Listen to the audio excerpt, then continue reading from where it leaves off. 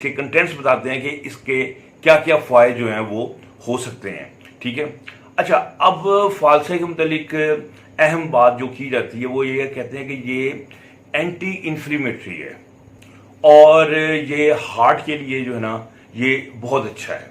अब ये हार्ट के लिए कैसे अच्छा है इसे मुझे एक्सप्लेन करना होगा कि जो बात मुझे समझ आई है कि हार्ट के लिए अच्छा है, वाकई अच्छा है, और मुझे क्यों समझ आई है कि ये क्यों अच्छा है। इसमें जो है एंटीऑक्सीडेंट जो है वो बहुत ज़्यादा हाई होते हैं और इसमें ख़ास तौर पे एक मादा है जिसे कहते हैं एंथोसाइनिन। एंथोसाइनिन जो रेड कलर का मादा होता है। आपको पता है कि जो मैं बड़ा आशिक हूँ ब्लैक और रेड फ्रूट्स का, हमेशा कहता हूँ कि ये खाया करें। तो ये इसका जो कलर होता है ना इन चीज़ों का, ये एंथोसाइनिन की वजह से होता है। ये आपको अनार में भी मिल जाता है, अनार के छिलके में भी मिल जाता है, फिर आपको ये काले अंगूरों में भी मिल जाता है, जामुन में भी मिल जाता है। तो ये जो ब्लैकिश और पर्पल और ये रेडिश चीज़ें होती हैं इनमें ये चीज़ जो है ना वो पाई जाती है। ये बड़ा स्ट्रॉन्ग एंटीऑक्सीडेंट है और इसके अंदर एंटी इन्फ्लेमेटरी इफेक्ट भी बड़ा स्ट्रॉन्ग है। इन्फ्लेमेशन मैंने आपको बताया है कई वीडियोस में कि ये सोजिश को कहते हैं, एक ऐसी सोजिश जो आपके अंदर एक सिकनेस, जैसे आप बीमार बीमार सुस्त सुस्त लाग से महसूस करते हैं, और जैसे अक्सर हमारे पाकिस्तानी जो है ना बाय फितरतन होते हैं, तो उस किस्म की आपको एक फीलिंग्स आती है बिकॉज ऑफ द इन्फ्लेमेशन, कि आप बुखार भी नहीं आ रहा है लेकिन आप फीवरिश सा फील कर रहे होते हैं। तो इसका उसकी वजह क्या होती है कि बेसिकली आपके अंदर इन्फ्लेमेशन जो है ना वो ज़्यादा हुई होती है। तो ये इन्फ्लेमेशन जो है ये तकरीबन हमारे हर ऑर्गन को तबाह कर देती है और ये तकरीबन हर बीमारी का एक लाजम जुज है, यानी कि या उसकी वजह है या उसका रिजल्ट है। तो इसके मतलब मैंने खासा एक्सप्लेन कर चुका हूँ पहले। और ये हार्ट में वेसल्स में भी इन्फ्लेमेशन होती है तो इंसान जो है ना उसको हार्ट अटैक और एंजाइना और दूसरी बीमारियां, ब्लड प्रेशर का ज़्यादा हो जाना, वेसल्स का जो है ना वो बंद हो जाना, कंस्ट्रिक्शन आ जाना, यानी डायलेटेशन से नैरो हो जाना ब्लड, और उसकी वजह से ब्लड प्रेशर का हाई हो जाना। तो ये सारी चीज़ें उसमें पाई जाती हैं। जब ये चीज़ें में एंटीऑक्सीडेंट्स होंगे और एंटी इन्फ्लेमेटरी इफेक्ट होगा तो वो ब्लड वेसल्स को अपनी हेल्थ में रखता है। उसकी जो अंदर की लेयर होती है जिसे हम एंडोथेलियम कहते हैं, ये उसकी हेल्थ को ये मेंटेन रखता है।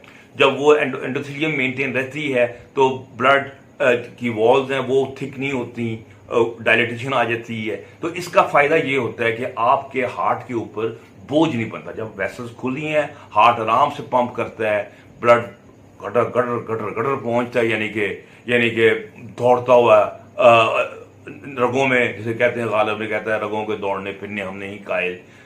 तो वो रगों में दौड़ता फिरता नजर आता है, हर जगह फिर पहुंचता है। जब पहुंचता है तो फिर वो नरिशमेंट करता है हर टिश्यू की, हर जगह की। जब वहाँ ब्लड की फरावानी होगी वहाँ पर वो टिश्यू जो है वो उसमें ज़्यादा से ज़्यादा हेल्थ पैदा होगी। अब ब्लड कहाँ जाएगा? ब्रेन में जाएगा तो कंसंट्रेशन बढ़ेगी, मेमोरी बढ़ेगी। अगर लंग्स में जाता है, लंग्स को ये तो लंग्स में हेल्थ ज़्यादा होगी और ऑक्सीजन जो है वो ज़्यादा जाएगी।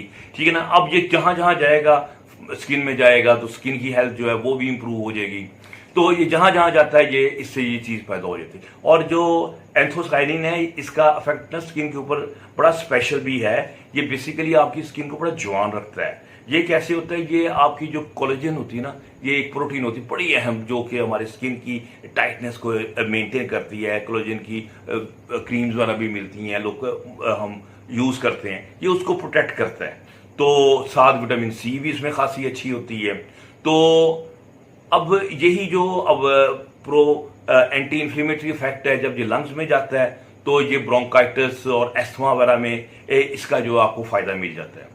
अच्छा, जब यही हम फालसा खाते हैं, अगर आप लोगों ने खाते हैं, सबको पता है कि अब खाने के बाद आपको डकार आते हैं, यानी कि हम उसे कहते हैं इसमें कॉम्बिनेटिव इफेक्ट होता है। यानी कि आपकी गैस निकलती है, आपकी अंतड़ियां जो हैं वो मूव करती हैं, आपको भूख का में इजाफा महसूस होता है, आपको प्यास में कमी महसूस होती है। तो ये यानी कि आपका जो स्टमक है इसके लिए बहुत हेल्दी हो जाता है। ये चीज़ें जब ये खूब किसी चीज़ में पैदा हो जाए यकीनी तौर पे आपका जो निज़ाम हज़म है उसमें बेहतरी आ जाती है, तो आपको खुराक जो है वो अच्छी तरह हज़म हो जाती है। तो इसका ये फ़ायदा हमें जो है वो बड़ा वाज़ेह तौर पर नज़र आ जाता है। अच्छा, फिर ये कहते हैं हिचकी कम करता है, मुझे नहीं पता ये कैसे हिचकी कम करता है, ये तो सीधी बात है, मुझे नहीं पता। ठीक है, तो फिर इसके अलावा ये कहते हैं कि जनाब ये सोर थ्रोट, ट्यूबरकुलोसिस, फीवर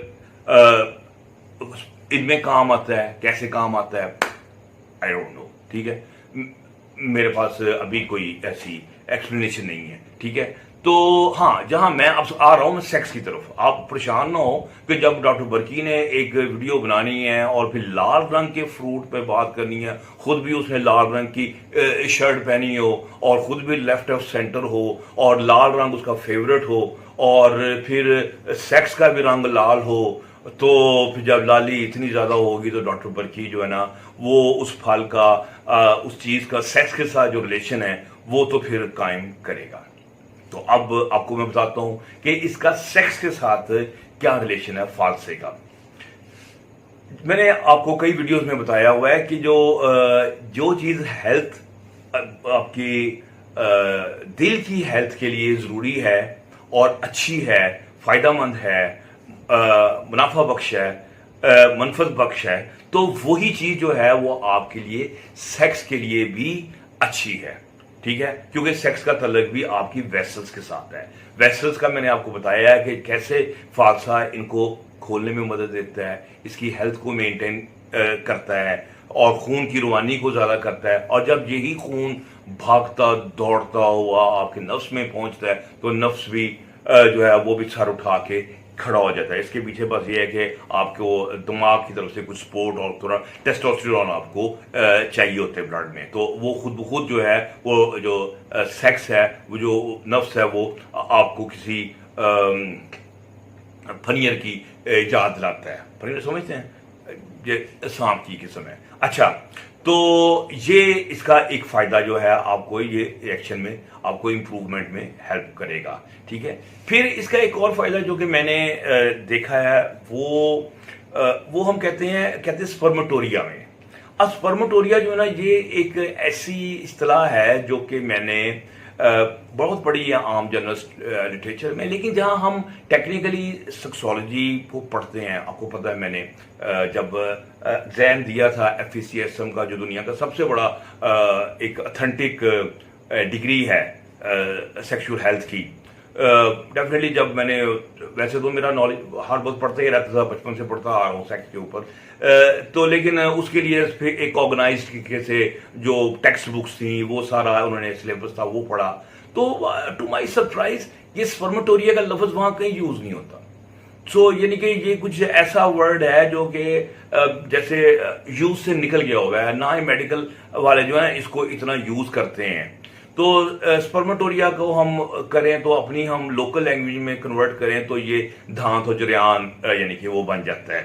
तो इस पे यानी कि मेडिकल वालों ने काम करना जो बंद कर दिया है, लेकिन हमारे तो बड़े शरीर में तो लगता है कि गुर्बत, जहालत और बेरोजगारी और इस किस्म के जो मसले हैं, ये तो मसले है ही नहीं है। उनका जो नंबर 1 मसला है हमारे इंडो पाक का, वो तो ड्रॉप्स है, यानी कि ओ जी क्या हुआ है। हर मरीज जो है आपको अगर 25 से नीचे 20 से नीचे आपके पास मरीज आता है ना, तो उसकी पहली और अवलंस कंप्लेन ये होती है, डॉक्टर साहब ड्रॉप्स, कतरे कतरे आए और सेहत गई और जो है वो अब मौत के करीब होते जा रहे हैं और जिंदगी में बीवी के हाथों जलील होना अब किस्मत में मुकद्दर में लिख दिया गया। यानी कि मेरे पास हर जो 20, 25 या 18 का मरीज आता है उसने तो आते ही यही कंप्लेन करनी है। दूसरी उनका क्या साइज छोटा है, मतलब ये हमारे बड़े शरीर में सबसे ज्यादा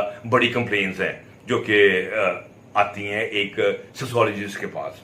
अच्छा, तो स्पर्मेटोरिया की मैं बात कर रहा था। मैंने फिर आपको कुछ वीडियोस में बताया कि मैंने फिर दांत पे काम किया, इसकी पैथोफिजियोलॉजी पे काम किया कि क्या ये डिजीज है कि नहीं है। फिर मैं इस नतीजे पे पहुंच गया कि ये डिजीज है। फिर मैंने एक वर्ड उसमें सेक्सुअल हेल्थ की जो कॉन्फ्रेंस थी, वहाँ मैंने प्रेजेंट किया, अंग्रेज़ों ने इसको अप्रिशिएट किया, कहा हाँ ये आप साबित करते हो कि हाँ भी ये साइकोसोमैटिक डिजीज़ में शामिल है। तो ये बेसिकली इन्फ्लेमेशन है। इन्फ्लेमेशन किस तरह की है कि ये आपका जो प्रोस्टेट है उसके साथ सेमिनल वेसिकल होते हैं, फिर नीचे उसके कूपर ग्लैंड्स होते हैं, उसमें ये एरिया जो है ना, अगर जब इनमें कुछ इन्फ्लेमेशन डेवलप हो जाती है किसी भी वजूहात से, उसकी बहुत लंबी चौड़ी वजूहत है, जिसमें आपका मेंटल स्ट्रेस भी शामिल है और इसके अलावा कॉन्स्टिपेशन भी शामिल है, कई एक चीज़ें उसमें वजूहत बन जाती हैं। तो वो जो है वो आपको पता है, जैसे कोई भी हमारा ग्लैंड जब इन्फ्लेम होता है, या जैसे आपका लैक्रिमल ग्लैंड है, आंखों का सूजन हो जाए तो आंखों में पानी आना शुरू हो जाता है, मुंह में सूजन हो जाए तो रालें टपकनी शुरू हो जाती हैं। तो किसी भी ग्लैंड की जब इन्फ्लेमेशन होती है तो या तो वो उसमें से पानी नमा, या उसमें म्यूकस ग्लैंड होगा तो म्यूकस निकलना शुरू हो जाएगा। तो जब इन ग्लैंड्स में सिक्रीशंस वगैरह थोड़ी सी बढ़ती है, इन्फ्लेमेशन होती है, तो कुछ ड्रॉप्स वगैरह निकलते हैं। तो बस मरीज कहते हैं कि जनाब उनके खौफ के मारे उनको लगता है कि उनकी जो है ना वो रूह निकल रही है, उनकी जान निकल रही है। वो कहते हैं भाई ये कतरे नहीं निकल रहे, ये हमारी हड्डियां जो है खुर खुर के निकल रही हैं, ये हमारा जो है वो सेहत जो है वो तबाह बर्बाद हो रही है। तो ये जो इन्फ्लेमेशन जो इसमें जो कंसेप्ट है एंटी इन्फ्लेमेटरी का जो मैं बता रहा हूँ, और ये वाकई ये अगर आपको ये फील हो, पेशाब में जलन महसूस हो रही हो या कुछ हो रही हो, अगर वो समझे अगर वो बैक्टीरियाज वगैरह की वजह से नहीं है, लेकिन फिर भी आपको फील हो रही है, कल्चर बता रहा है कि कोई बैक्टीरिया नहीं है, फिर भी एसिडिटी भी है और बार बार पेशाब भी आ रहा है या कतर, तो वहां पर ये आपका जो यूरिनरी ट्रैक है, जिसमें यूरिनरी सिस्टम है, जहां पर इन्फ्लेमेशन होगी वहां पर एंथोसाइनिन जो है वो काम करता है। और अगर आप कॉन्टिन्यूस डोज लें अब तो वो आपको फायदा देता है। अब गोरे जो हैं वो भी कुछ इस पास इस चीज के पहुंचे हैं। मैंने देखा है कि वो अपनी एक और बेरी है जिसे क्रैनबेरी कहते हैं, अक्सर आपको डॉक्टर्स लिख के देंगे, क्रैनबेरी जूस का लिख के देंगे। जो पेशेंट आएगा यूरिनरी ट्रैक इन्फेक्शन वगैरह का, वो कहते हैं ये प्रोटेक्शन रखता है। तो ये आप समझ आई है कि ये चीजें जो बेरीज हैं इनमें कुछ ऐसी चीजें हैं जो यूरिनरी ट्रैक की हिफाजत करते हैं और इन्फ्लेमेशन को कम करते हैं। जब इन्फ्लेमेशन को कम करेंगे तो स्पर्मेटोरिया, सो कॉल्ड स्पर्मेटोरिया, मैं नहीं लफ्ज यूज करता, मैं अपनी लैंग्वेज में स्पर्मेटोरिया का लफ्ज यूज नहीं करता, तो ये जो दांत वाला है इसको फिर वो कमी उसमें आएगी। तो ये एक ऐसा फायदा है। सो सेक्स में जो फालसा है ये आपकी जो इरेक्शन है उसको भी सपोर्ट कर रहा है और आपकी जो ये सो कॉल्ड स्पर्मेटोरिया है उसको भी हेल्प कर रहा होता है। तो इसलिए अब जो फालसे आए हैं, जब मौसम आया है, आप इसका जूस बनाएं। कैसे जूस बनाएंगे? जूसर उसमें डाल दें, क्या मैं शेकर में डाल दें और पानी डालें और उसके घुमाएं उसको, और थोड़ी सी बेशक आप उसमें ऐड कर लें मिठास, अगर चाहते हैं नमक, काला नमक डाल दें और उसको फिर सेटल होने दें। किसको? गिटकों को। गिटकें सेटल हो जाएं तो ऊपर से आप नितार लें, क्योंकि गुद्दे के बगैर टेस्ट नहीं है। अगर आप उसको पुन लें अपना पोनी में, स्ट्रेनर में, फिर टेस्ट में वो खत्म हो जाती है। वो जो एक खास किस्म का लज्जत है जो आ रही होती है, जो स्पार्क है ना खाने का, उसका टेस्ट का, वो खत्म हो जाता है मेरे हिसाब से। तो गुठलियां जो उसको बैठ लेंगे और ऊपर से गुद्दा आप खाएं या साथ जूस भी पिए, बहुत अच्छा है। अगर खाने हैं वैसे तो नमक डाल के, मेरी एडवाइस ये है कि खाएं तो कई लोग उसका गुद्दा खाते हैं, गिटके फेंक देते हैं, मैं नहीं मानता। मेरा मान है, मैं बचपन से जो है ना फालसे पूरे चबा के खाता हूँ, लेकिन अब मैं समझता हूँ कि मैं ठीक करता हूँ। एक तो ये है कि जो गिटके हैं वो भी फुल ऑफ न्यूट्रिशन है, और अगर आप थोड़ा सा न्यूट्रिशन पढ़ेंगे तो आप देखेंगे कि जितने फल हैं उनके जो बीज हैं वो उनके असल पल्प, जो गुदा हम खाते हैं, उनसे ज्यादा न्यूट्रिशन रखते हैं। ये आपके सामने अनार है, उसका बीज है, इसमें भी बहुत न्यूट्रिशन है। इवन आपका आम है ना, आम की जो गुठली है उसके अंदर जो निकलता है वो उतनी प्रोटीन और इतना रिच होता है कि एक दफा मैंने आर्टिकल पढ़ा, वो कह रहे थे कि आप इसको फ्यूचर में यूज कर सकते हैं एज ए फूड। और अभी देखें अचारों में वो गुठली भी साथ दे देते हैं, गुठली का अंदर का जो होता है। और इसी तरह जामन जो है, जामन का ऊपर से खाते हैं, लेकिन इसकी जो गिटक है बेतहा उसके मेडिकल फायदा है कि उसमें न्यूट्रिशन बहुत है। सो इसकी गिटक भी आप ज़ाया ना करें, ठीक है ना। तो गिटक भी आप चबा के आप खाएं, अंदर ले जाएं, आपकी कब्ज वगैरह को भी ये बेहतर करेगी, आपको फाइबर भी देगी। तो उसको ना आप ना करें। अगर आपको जूस है उसके नीचे गिटकियां आ गई हैं तो फिर आपकी मर्जी है, बेशक आप उसे फेंक दें। अगर आप मेमन हैं या शेख हैं तो फिर आप उसको सुपारी का इस्तेमाल कर लें।